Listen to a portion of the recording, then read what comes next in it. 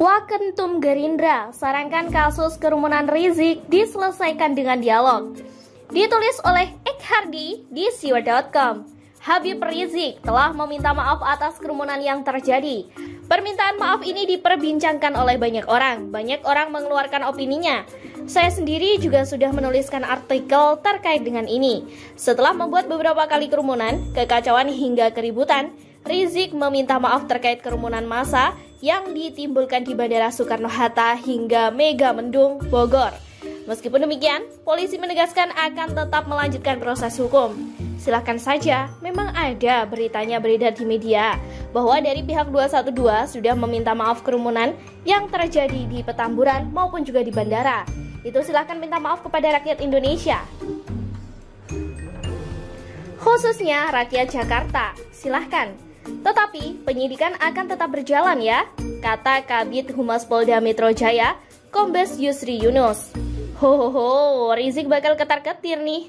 Belum lagi kabarnya kasus lama akan diusut lagi.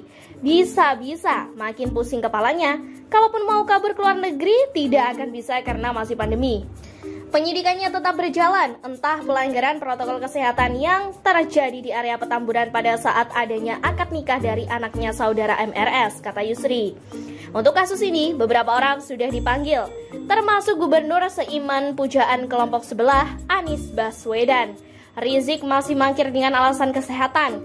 Sudah diberi surat panggilan kedua, itu pun Laskar FPI sok gaya menghalangi, lalu didatangi kembali dikawal personel Brimob. Baru deh cut nyalinya, gerombolan tak berguna yang bagusnya diberantas sejak dulu. Wakil Ketua Umum atau Waketum Partai Gerindra, Habibur Rahman menyarankan kasus kerumunan Habib Rizik Syihab diselesaikan dengan dialog. Kami menyarankan kasus kerumunan Habib Rizik Syihab diselesaikan dengan dialog yang evaluatif. Agak sulit kalau hanya menyelesaikan kasus ini dari sudut pidana saja, kata Habibur Rahman. Dia menyinggung tidak adanya pencegahan maksimal dari aparat negara sebelum kerumunan Rizik membeludak. Alasan pertama, sepertinya tidak ada tahapan edukasi dan pencegahan maksimal yang dilakukan penyelenggara negara sebelum terjadinya kerumunan tersebut. Padahal informasi kepulangan Habib Rizik sudah beredar beberapa hari sebelumnya, katanya. Alasan kedua, jikalau baru saat ini kasus kerumunan diusut secara pidana, publik akan menuntut hal yang sama pada kasus kerumunan lain. Seperti rangkaian demo besar di berbagai kota menolak Omnibus Law atau kerumunan pada pilkada, katanya.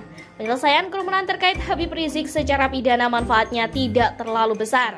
Justru akan jauh lebih besar jika kita kedepankan dialog yang evaluatif. Kita sepakati bersama bahwa kemarin terjadi kesalahan dan untuk ke depan, kita berkomitmen tidak membuat kerumunan lagi. Barulah di masa yang akan datang bisa dilakukan penindakan jika kembali terjadi kerumunan, katanya. Kalau menurut saya, saran di atas tidak nyambung. Justru, kelompok kayak Rizik tidak akan bisa diajak dialog. Kerumunan yang dibuat Rizik bukan hanya sekali, tapi sudah berkali-kali. Sudah diingatkan berkali-kali tapi terus diulangi, seolah sengaja meski kita tahu ini memang sengaja. Coba pikir, kalau pihak lain proses hukum tetap jalan, kalau kelompok mereka mah bebas mau ngapain aja, yang penting dialog.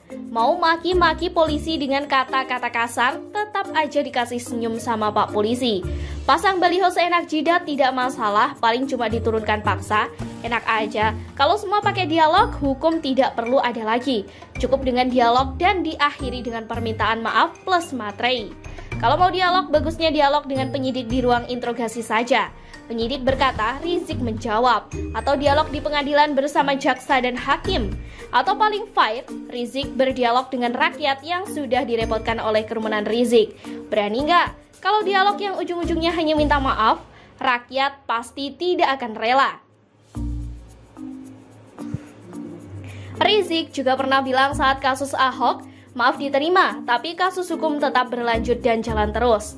Giliran dia yang kena masalah, tak mau disalahkan dan minta tidak diperdebatkan.